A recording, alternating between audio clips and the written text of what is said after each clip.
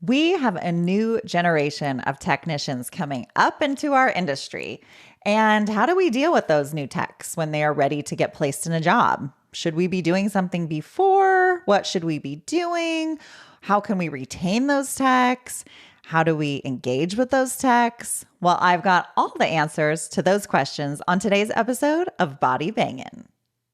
Welcome to Body Bangin', your podcast for all things body.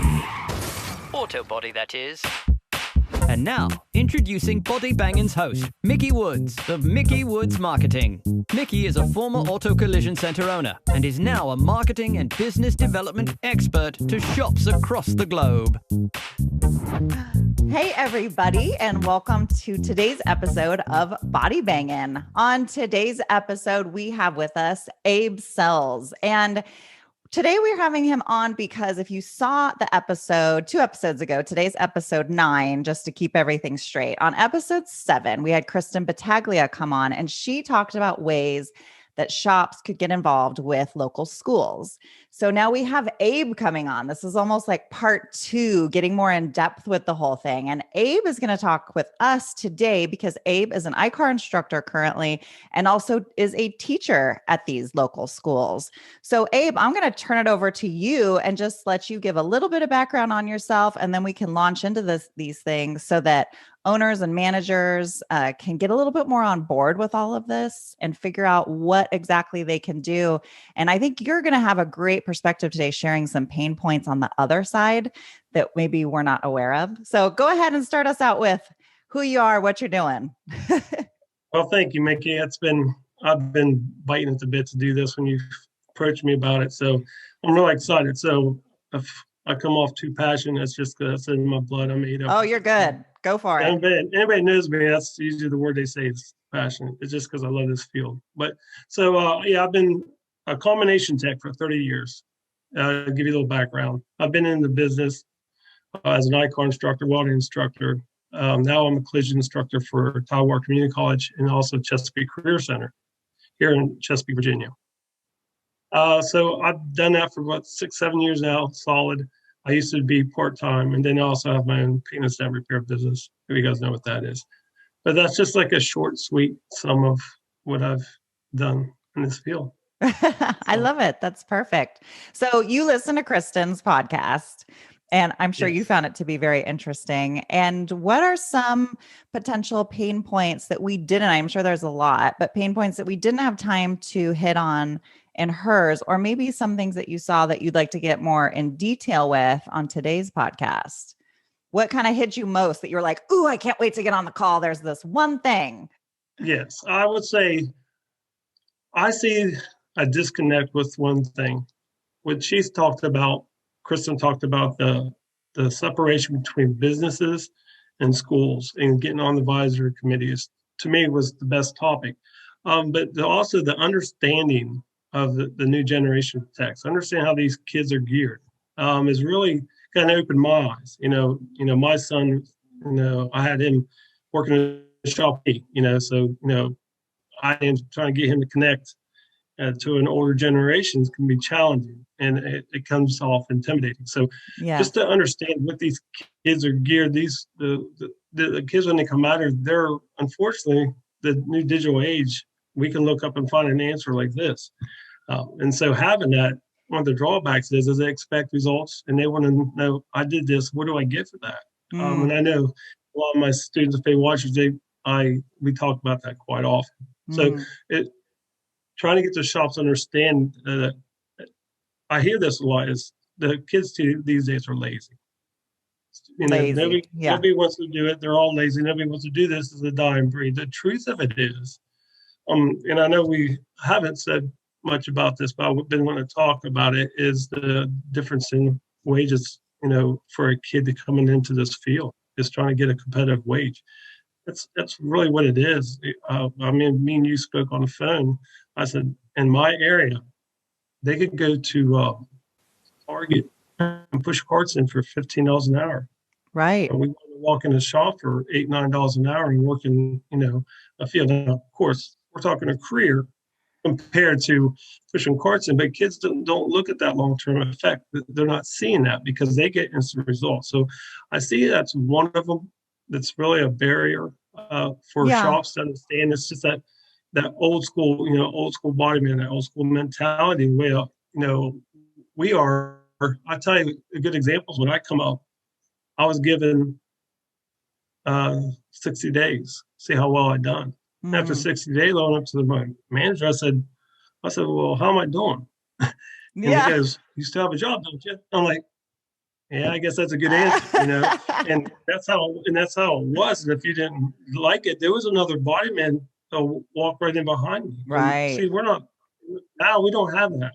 Right. We have to start really thinking about kind of nurturing these young kids. And I know I have some business that says, I don't have time to babysit. I totally respectfully understand that. Right. But at the end of the day, guess what? They're still not coming through the door. So now what are we going to do? We have to kind of take them under a wing and give them at least something to look forward to. Uh, I have a shop that we put together a tool program. They take a tool cart, just like a small tool chest.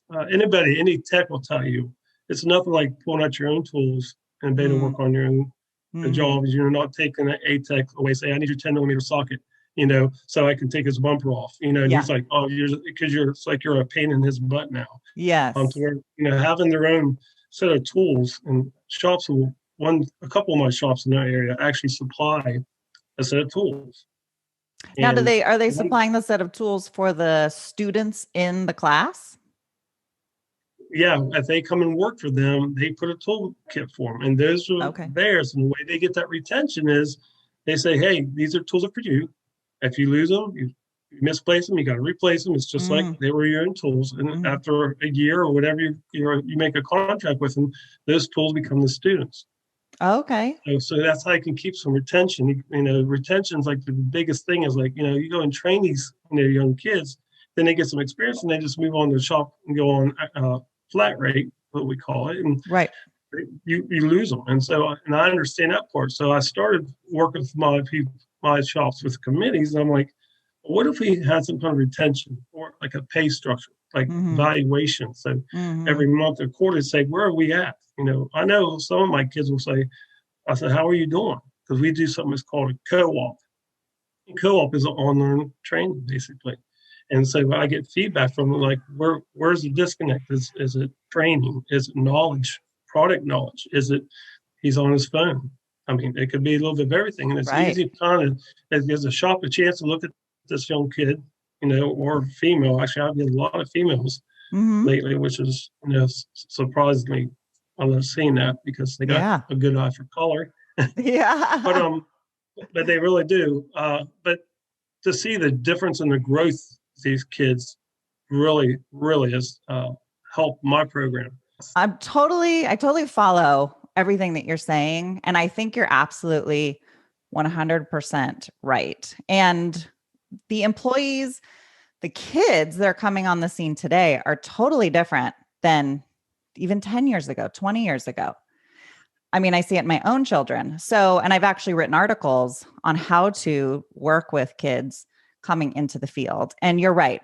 They need that feedback immediately. So if they're sucking, they need to know right away. If they're doing great, they need to know right away. And that needs to be consistent. You hit the nail on the head. And when I have my advisory committee, that's exactly what I say to them. I'm like, I know you guys are going to tell me. What's funny is when you've been in this field like me, I've been on that side. I've been a tech. I've taught. I've trained kids. So I've had them as a mentor. So I said, I already know what you're going to answer. I hate to say it. It's almost like you're my wife. I already know what you're going to say before you say it because I know the business. And I'm like, Yeah. but please understand, if you give them a little bit of respect and a little bit of growth, they will be there for life. They will be there. They are loyal kids when you take care of them and treat them. Right. Another thing that Kristen brought up was actually getting them to come to the shop. Yes. That is what we do. Whenever some kid gets hired, at the end of the year, we actually put like a manager, the body shop manager, actually give like a contract to the kid, like you're hiring them. It's kind of make it like a big deal. Yeah. Just to kind of let them know, you're taken this trade that you've learned, and now you're going to be able to hopefully support your family, your life in the Yeah. future, just to try to make more value to it. That's something I see it's helped also, is that that connection you keep with that student. I tell you what, there's another thing I see is different, is the growth and training expectation. Mm. Whether it's ASE, whether it's ICAR, whatever your training base is, ICAR is kind of like the standard, for collision repair, along with ASE. But having a program, when I got handed this job, it was kind of funny. A gentleman named Roy Taylor, he's the one that got me into it. I was taking a class as a tech, and he come up to me, he says, "You would be a good instructor." And I said, "Why say?" He said, "Because you listen to people." I said, "I appreciate that." And so he got me as an ICAR instructor. And so I started ICAR instructor for probably, I don't know, maybe a year or two. And then I got promoted to TCC. And the Taiwan Community College, they said, "I want you to run a program." I said, "Okay, I'm kind of interested." I said, "But here's what I want you to do. Please, you tell me what you want, but please let me help lay it out." And that's what they've done. Because I will make my shop, I say shop, because my program is like a body shop. Awesome. There, it's the reason why it's called collision repair. We're changing from auto body. So think about high school, and anyway, it's called auto body. Yeah. We call it collision. We call it collision repair because it is a different standard. It's a higher grade of training, the certification that they get by taking our program. A kid coming out of my program, the 2-year program, is going to be Pro Level 1, Pro Level 2 ICAR certified in non-structural finishing, and can become welding certified.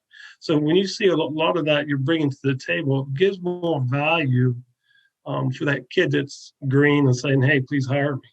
It makes you more, hireable. So having a good structure to me is what's helped. I mean, my kids, there's a repair order. It's a time frame. It isn't like, "Oh, we got the whole class period to get fixed that day." It's not like that, because it's not how it is in the real world. And to me, I went real world. I mean, Collision Repair Education Foundation. Been fortunate to get grants. We've gotten so much money, and it's all went back to the tools. I mean, having a resistance welder, having plastic welders, so you can teach kids how to repair plastic bumpers and nitrogen welders. Everything I have is updated. I said, I don't want kids to go into another shop and be like, "What is this tool? I was never taught this." Yeah. I don't want that. When they walk in, I want them to be comfortable. We're like, can you go and fix his bumper?" "Well, yes, I can, sir." That's, so, the staple, there's some stereotypes that used to be in there, and I used to be that person. Went into a shop or a school, and I seen instructors. Nothing against instructors. Unfortunately, that's a whole nother story, is admin financially be able to support a good program. Yeah. Having the money to support to teach these kids these trades. Being in technical school with the TCC, that's really helped us have a little bit more stability to provide that training. But some of the vocational schools just don't have that money. Yeah. Like I said, the Collision Repair Education Foundation, they have been such a huge help for the programs. I mean, it's not even, I can't even say it, enough. It's just made the program. People say your program's grown. I'm like, it's because of support. Yeah. It ain't for the business to support me. It's for, the school support, on down to, having a place where you can get funding and money to help grow your Now, program. are you getting a lot of support from your local shops? Yes. Okay. Yeah, I really am. And I really think, I think I've got to say, I'm just fortunate. When I was already an ICAR instructor, techs already had the respect for me. So they're already like, I know him, So if I say, "Hey, I got a young tech, would you, be interested?" They're like, "Oh, if you're teaching with it," So I think some of that, I guess, has kind of helped me. I try not to feed off that, because to me, it's what you're giving them in that classroom, which makes that kid want to come and be, a tech, Yeah. And you touched it. You touched it also when you said the way these kids are. We said the way these kids are geared. These are the kids now we have to have. Yeah. These kids have got computer training. These kids have got that knowledge. The programs that we have to do, and recalibration programs are just insane. Some of these older techs, they don't want to put the time in. They That's don't. true, They'll tell Abe. you, I'm good. I'm good. I'm good. I'm good. Let somebody else do it. Such a good point is we've got kids that are electronic freaks without even knowing it because they're on video games, they're on their phones, they're doing Zoom every day. I mean, they're on their computers doing Yep. everything and anything. How much more quickly could they learn and adapt to something that's technologically advanced versus somebody that's been in it compared to like, even somebody my age. I'm in my Yeah. 42 compared to a 42. And plus you got, then Yeah. compared to a 20 something year old, they're on it, man. There's even, Abe, I finally hit the age where I'm like, where do on my phone? I can't find. And the girls, my kids, they're twin 15-year-olds. And they're like, Mom, seriously? Oh my gosh. So I finally hit that age. So true. Yeah. Cause I just turned, like I said, I just turned 50. So, wow. Happy birthday. It's a big change. Yeah. Yes. It's very different. Well, thank you. I appreciate that. Yeah. Well, and then it just goes to the point, though. Really is. They're just savvy. They're computer savvy because they've had it around longer. Yeah. They've been doing it longer and they do it every day, all day. So it's easier for them to pick up those things. And what I find with my shop owners and managers is we're frustrated by kids coming up in the industry, even if it's just a CSR text. You have these, we'll call them kids, because we're so old, but these youngins coming into the industry, and we're frustrated with them because we don't feel like they care.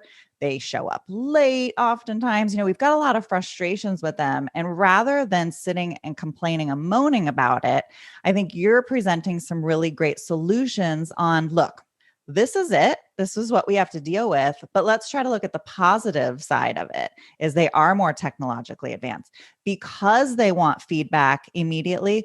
Let's give them that. They're not lazy. They're just different, and there are groups of people that are lazy. It doesn't matter how old you are. You're right. Right. So you're so right. It's just different. They're different. And we have to adjust to it, just like our parents had to adjust to our generation when it came in. They looked at us and went, what is with these kids? It happens every new generation that comes up. So yeah. I think right now, so far, we've touched on, just to kind of recap to make sure everybody's on the same page that's listening, we've got, in order to retain these people coming in, we want to make sure we're giving them constant feedback, whether it be good or bad. I know with I'll call them kids, with the kids that I work with and my shops work with, they really appreciate if they're doing something right. Just like hey, that was great. I think with anybody though, honestly, I'll work harder for you if you're telling me what a great job I'm doing versus coming down on me. Another way to retain them is to give them a good hourly wage to bring them in. I think that's huge right now. Like you said, my shops run into the same thing. They're losing these young guys, or they're not even coming in because they rather go work at In-N-Out where they can get benefits and make more money an hour versus, go work. And this is supposed to be a career. Like, we're investing in these people. And if we're good to them and we're showing that we care, you've seen it. I mean, we'll have longevity. How long have some of in your shops that you work with, you got techs that have been there for 40 years, right? 30. Yeah. And that's you hit the nail on the head exactly, Mickey. To me, I think my biggest frustration is, now I'll give you a good example. We'll just say I had a shop that was starting this kid out, say $10 an hour. We'll just say that. $10 an hour, and the kid had an opportunity to go do another job for $12 an hour. He goes, well, I can't pay you $12 an hour. And, I know the shop personally, so I wouldn't say nothing rude, but they know me how I am. I'm like, $2 an hour times 40 hours a week is what? Yeah. That's $80. Yeah. That's 2 labor hours where we're at. So I said, so you're saying 2 labor hours, you can't afford to make that kid feel like he's more appreciative. Right. So have you ever just thought about that? To you, $2 an hour is, it's your bottom line. I totally understand that. The goal ain't to keep them hourly. But give them a wage where they can grow with you. And then their expectation is within 6 months, within a year, we need to put you on, where you can be on your own, supporting yourself. But by giving that structure, it I is love that. really, those kids are just nurtured. Now they know to expect. They know in 6 months, he's expecting me to kind of be on my own one house. So I need to start, get that feedback. And, some kids are afraid to go talk to, an adults, because the reason why is, unfortunately, what we're dealing with. Yeah. There's a face-to-face contact. So if you're Yeah. not used to, besides if your dad's the guy that just yells at you everything you do, and you go into the shop and you scratch a fender, and you're going to get yelled at because it's real life, Yeah. and Yeah. and we cuddle them too much, and to get them exposed to it in the shop. I do the same thing in the shop. I let them know it's rough in there. It Yeah. ain't just like an easy walk in the park. So Well, and technician jobs are lifelong jobs. These aren't just, these are career jobs, and technicians are hugely valuable to shops. I mean, I would say one of the most, not that, everybody else isn't important, but what an asset. I mean, they're the ones responsible at the end of the day, making that vehicle safe to put a person or their family back in. I mean, what a commodity. So to invest some money up front on these guys, to be able to retain them and hold on to them and to make them feel appreciated, for me, seems like, I get it, having been a shop owner, and that extra $2. And especially if I've got a few people I got to bring on at once. And then if I already have somebody on the lower scale, then it's kind of like, then I got to bump him up because now I'm bringing the new guy in. So I understand it's not just, as easy as we'd like to make it seem, but I think, and I'll relate this back to marketing. When I tell people in shops, we need to do marketing and market your shop. And they don't want to do it because all they can see is, the $1,000 out a month or the $800 out a month or whatever. But it's an investment because they're looking at it like an expense. And same thing that I would say applies to marketing, applies to paying out your employees. You have to look at it like an investment. You are investing in these people to get the return on the other side. In marketing, you invest your money for me to turn it around and make you even more money. You're investing in a quality candidate to come into your shop, spend the extra money, have him feel valued or her feel valued, work hard. And what you'll get on the flip side of that is going to be far more than that $2 extra. you won't even and you won't even realize it after it's done, because what you just said is perfect. Because what you're doing is, one, you're exposing this young kid to a trade possibility. You're not throwing him around like he is a problem and not an asset. Because what you have is, you're like, well, I don't have time to teach you. I have students that has got 2 and 3 jobs and went through tolls. One of the comments that on my co-op paperwork honestly says, supply your own tools. I'm like, okay, if you're paying this kid $10 an hour, you expect him to go through tolls, try to get stable on his own, and have a life, and then also buy tools. We know the value of tools. So, and I totally get it. To me, I'm like, okay, so let's just be a positive part of it. So let's say find something positive they're doing.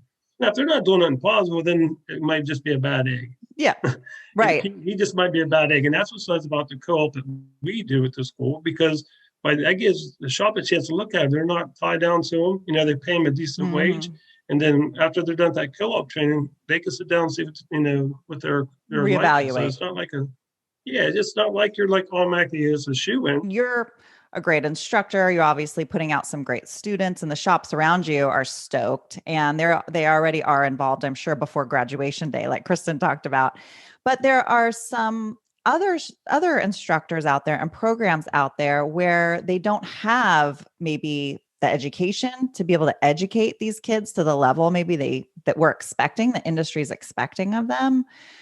And I think that's where a lot of shop owner frustration comes from, is we get these kids in the shops and it's like, you guys can't even do the basics. Like, what the heck are you guys doing in school? Right. Can you speak on that? I mean, I don't want to badmouth anybody, but I know that it is a pain point for shop owners and managers. So what can we do in those situations? Well, see, to me, I don't see it as a bad mouth. And it's just, is it true or is it not true? Is it an instructor problem, not being educated enough? It can be. Some of them are still good instructors, but we're talking at a different level. We're trying to train these kids at. It might be an adjuster or in an ex shop, or maybe as a painter that's gone out to teach body work too. Be willing to train yourself. So on the educator side, there are so many outlets now to get training. Whether it's ASC, iCard, Collision Hub, they offer, different training and stuff. So that's free too. You can get that as an instructor. You become an instructor I'll tell you this with iCard, and they're going to give you your training. So they'll let you learn all that, the curriculum and the trade. So then you can deliver it appropriately. So there should be no excuse is what you're saying, for teachers not teaching. Yeah, and I hate to say that. And trust me, I got broad shoulders. My thing is I will look you in the eye because I've done this my life. I'm ate up with it. I love it, and I've seen the goods and bad. Yeah. But the truth of it is a fact's a fact. Yeah. That knowledge is out there. That training is out there. It's whether you want to put that time out there to get that product, these kids into a shop that's going to make you grow. And the only reason why you grow is because what you put into it. Isn't that true with any business? Yeah. Marketing, same way. Yeah. It's what you put into it. The time that you put out, you're going to get it back. When it comes to recruiting, like I'll give you a good example right now. Our school, we usually have a recruitment day. It gives kids come down and talk to them. It's usually a shoe in. They're 10, 20 minutes with me. They're like, oh my gosh, I've had parents say, you make me want to take your program. I'm not even mine.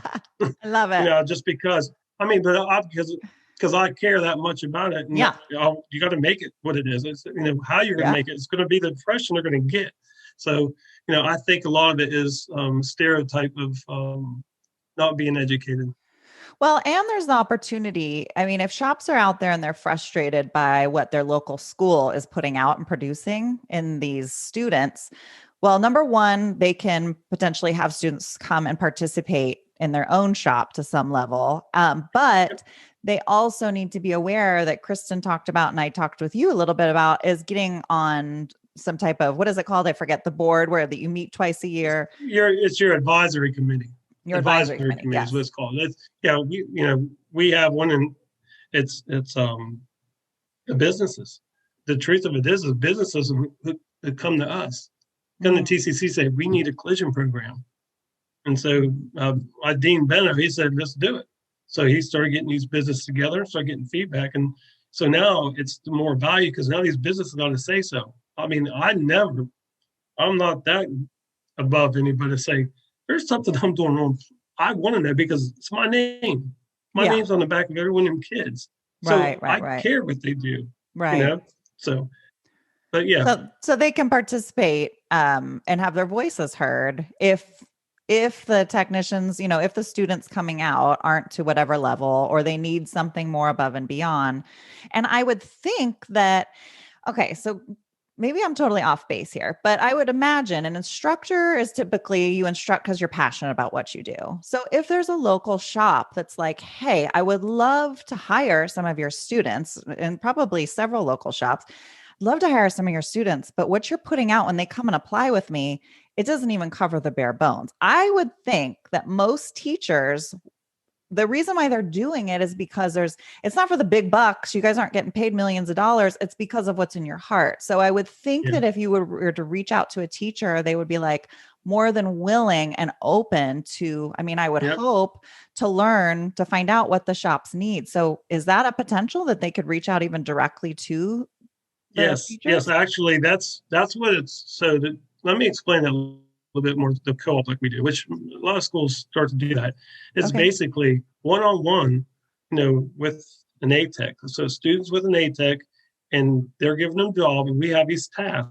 It could be dent repair, it could be R&I, it could be bumper repair, whatever it is. These are called objectives, and they have objectives. And so when they agree to that, they're going to say, every time I work on this, I'm going to log my hours, and I'm going to write down how long it took me to do it and how long it took by the estimate. And so they log these hours, and they do 160 hours, total hours. Okay. And when they're done, they get graded on twice. They're evaluated. They sit down. I sit down with them. I go to the shop because, see, to me, that's where it's at. I go to the shop.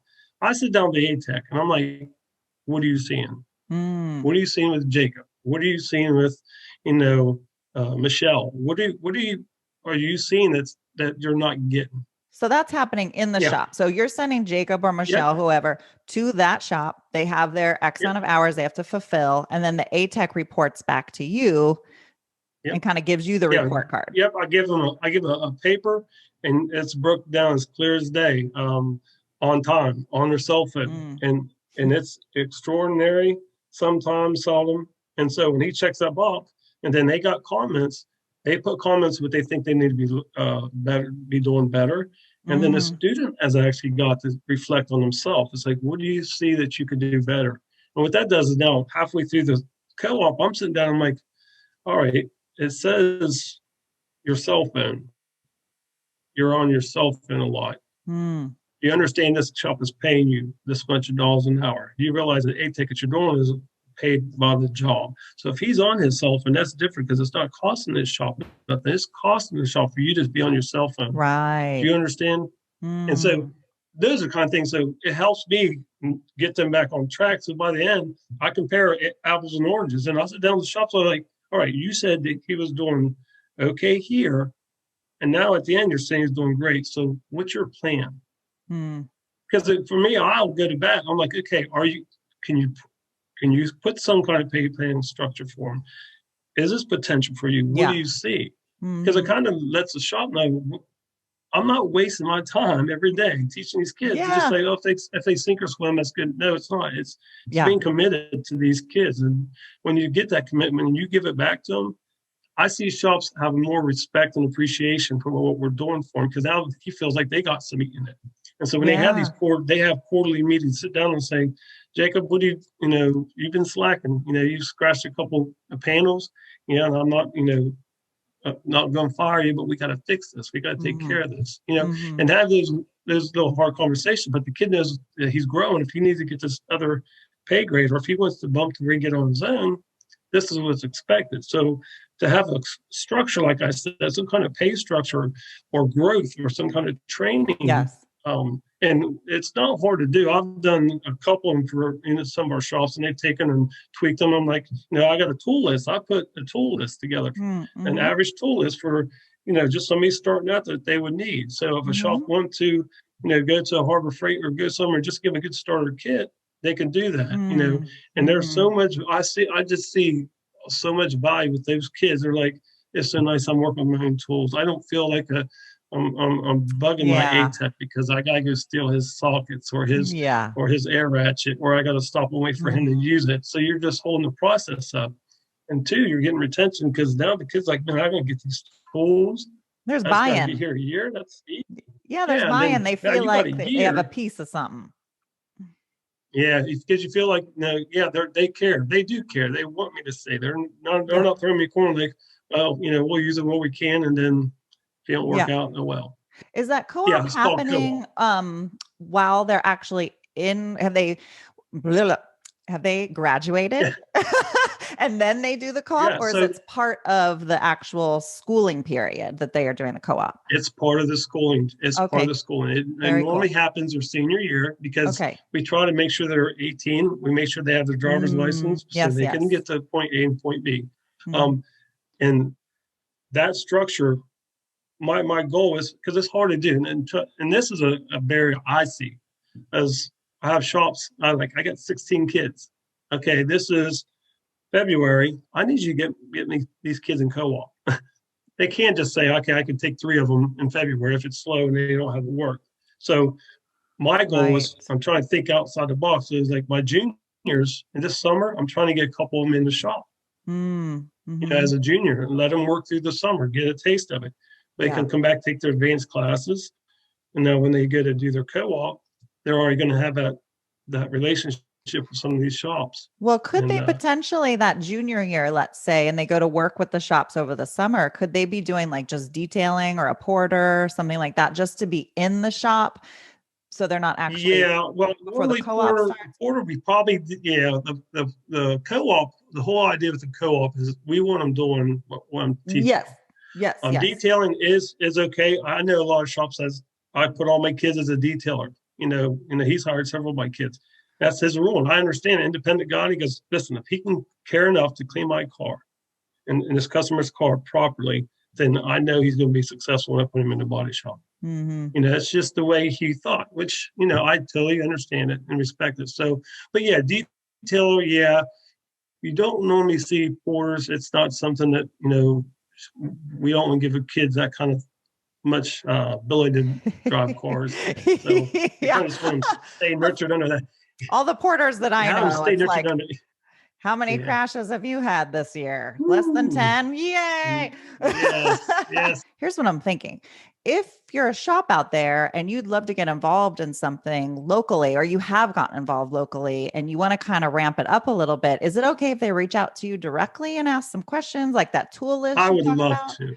Yes, I would Okay. love to. So you could give them my email on this afterwards. And my kids, and my wife hates this, my kids have my cell number. And trust me, that's like, oh no, I'm that person. I'm Yeah. that guy Yeah. Yeah. that my kids have. One of my students has a trouble. They can call me and I may help them out. So Awesome. it's just the way I connect with my kids. It's just, that's how I want to be. All of Abe's information will be in the description. So you can reach out to him if you're watching this and want to touch base, ask more questions, get that toolkit list that Abe's come up with. And Yes. the reason why I was saying porter is because I know, well, again, I put myself always in the owner's shoes. And then I think about the owners that I work with, because oftentimes is it a personality fit with the other people in the shop? So that's why I was thinking, even as a junior Yeah. or the summer before being a senior and starting that school, if they could just get in somewhere, even if it's just sweeping floors, just so the owner could Yeah. kind of get to know them. Do we even like this guy or this girl? Do they kind of blend? And You're then right. once they join that co-op, then it's a natural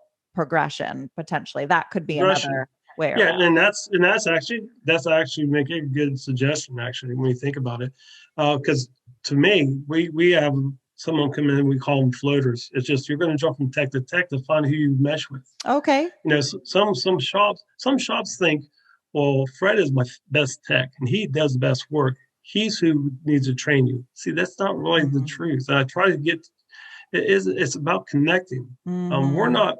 not recreating a wheel with these kids. These kids are learning these basic steps. So we don't need to teach you, well, how do you put this quarter panel on, as fast as I can do it? That's not what these kids are here to do. These kids are here to grow and watch you and learn and Yeah. absorb stuff. Right. And so as a floater, let them kind of move around the shop and help take hoods off. Take a car part for them, label parts, and find to see how well they work. And one guy like, man, I like him. We got a lot in common. His dad does race cars. I like, whatever it might be, Yeah. is what you want. Because then now you got buy-in from that tech, and it's not feel like, well, Yeah. he just shoved me on another. He's shoving another young kid on me. We That don't want to happens. spend, I mean, we're spending a big chunk of change. I mean, our techs can make really great money. I have techs making over 100,000 a year easy. We don't Oh want to yeah. take those best techs and make them the teachers. That doesn't make Mhm. sense, honestly. Yes, they are the best, but they maybe at some level then train underneath that tech or Yes, start learning, but not exactly. right out of school. That's a waste No, of an absolutely not. investment. Yeah. You're right. You're totally right. And the shops that got that figured out, like I told you, I had one shop, he's an MSO down here in Chesapeake. And his thought was, because I had other managers talking, like I mentioned earlier, well, I hate to put the money in and train these kids because they just leave me. And Mhm. his response was, I was like, it was brilliant. He was not being selfish. He goes, you know what, though? That's one more tech that we got out there that we can hire later down. That's right. And wherever that kid goes to, that tech that leaves, maybe I'll get him.